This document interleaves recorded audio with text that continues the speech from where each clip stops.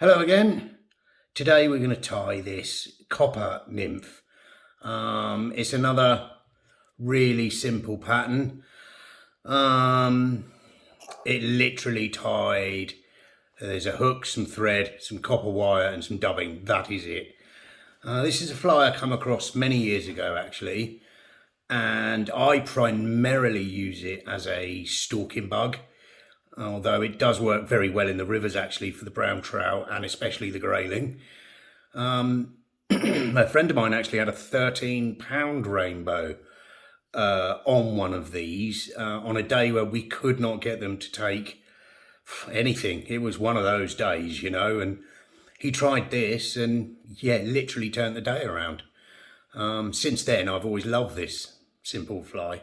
If you're new to fly tying, this is a very good pattern to practice techniques with. You know, putting dubbing onto the thread and winding like a wire body like this. As long as you take your time, you can get it nice and neat, nice and lovely. So we're going to take this one out of the vise, and in the vise I'm going to put, this is a Camazam B120. I think they call it Wet Fly Supreme. But you can use any long shank style hook, and it does work with a curved shank hook as well, like a grub hook. But I normally use either a Camazam B175, something like a Wet Heavy by Partridge, or the Fulling Mill Competition Heavyweight, or these Camazams, the B120s. It's a nice strong hook. So we're going to put this in the vise. I only ever tend to use these in 12s and 14s. Thread is a tan coloured UTC Ultra in 70. Just going to run it through the wax quickly. And then we're going to start off by simply putting a nice layer of thread down. So I'm going to start an eye width, maybe half an eye width from the eye. Just going to spin to get a nice flat thread. And then in nice neat touching turns, I'm going to come down until I get to just past the barb, which is about there. So either level with or just past. I normally try and go just past, to be honest with you. And now I'm just going to double check my wax. And now the copper wire, this is just it's a uni wire, soft wire, colour copper, and it's number 30, and this is the medium size. Obviously if I'm doing a 14, I use the small size, or if I want it a little bit heavier on the 14, I will use this medium still. So I'm going to catch it on the bottom, and I'm going to try and keep it on the bottom as well, just to try and give me a little bit of just to help that hook to keel, orient itself properly in the water. Nice neat thread base again, and now I'm just going to come around, try and get a nice straight, excuse my hands, nice straight turn at the back. So do that again and come round. I'm going to use the rotary function on my vise here, and then I'm going to catch that.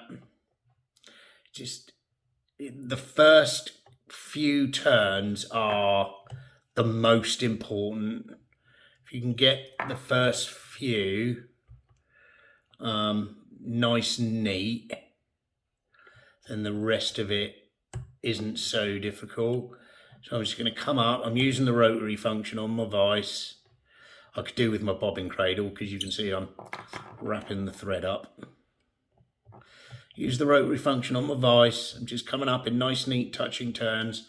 I'm just going to unwind some of this thread.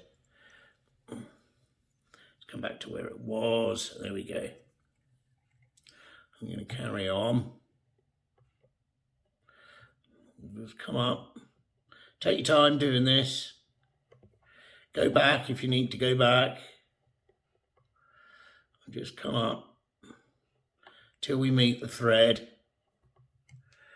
I'll wind the thread a little bit.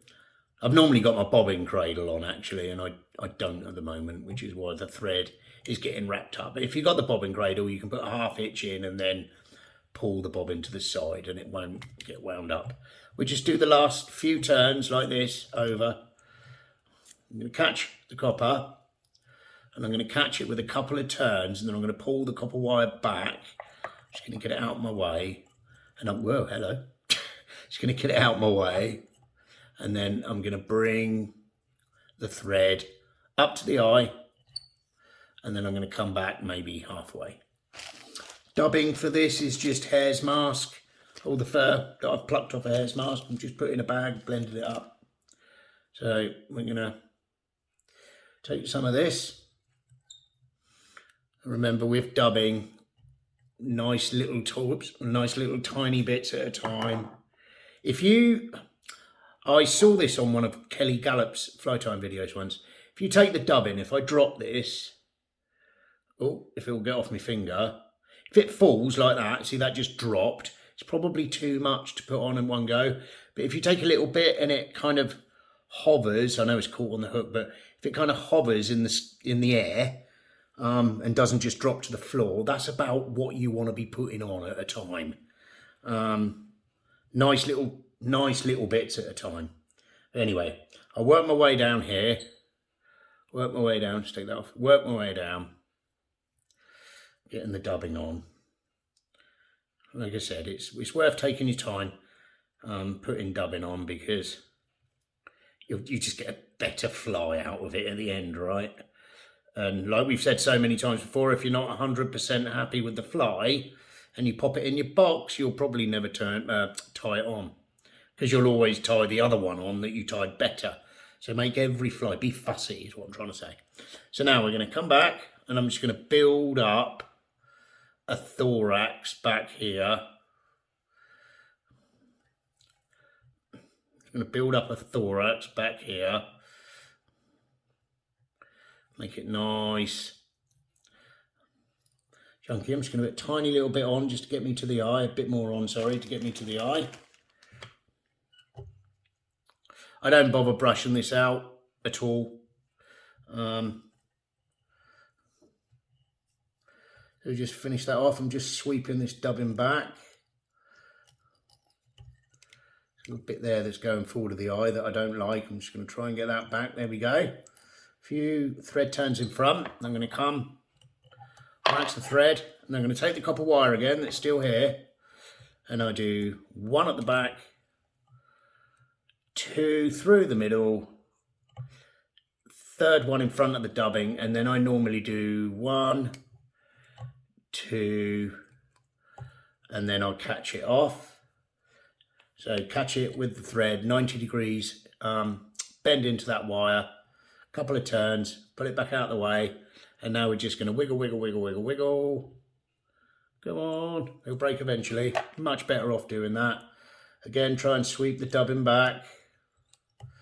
And then, like I like to do with this, I've just got a fibre here that's just being a monkey for me.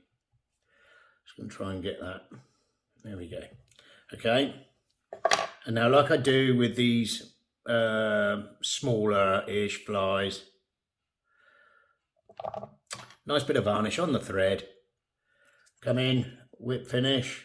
1, 2, 3, 4's enough. Tighten it off. Whoops. Tighten it off. Trim it off. I did that well, didn't I? Trim the thread off. And there we have it. I don't bother brushing it out. I don't bother doing anything else to it. Just going to make sure there's no varnish in the eye. And there we have it. That is the copper nymph. Very simple to tie and very effective, believe it or not. If you've liked that, then please leave me a comment, or if you've got any comments or questions, please feel free to put them in the comment section. Please like the video if you have enjoyed it, and if you're not subscribed to the channel, then please consider doing so, because it does help the channel to grow. Other than that, hope you enjoyed watching it, and I'll see you on the next one. Thank you.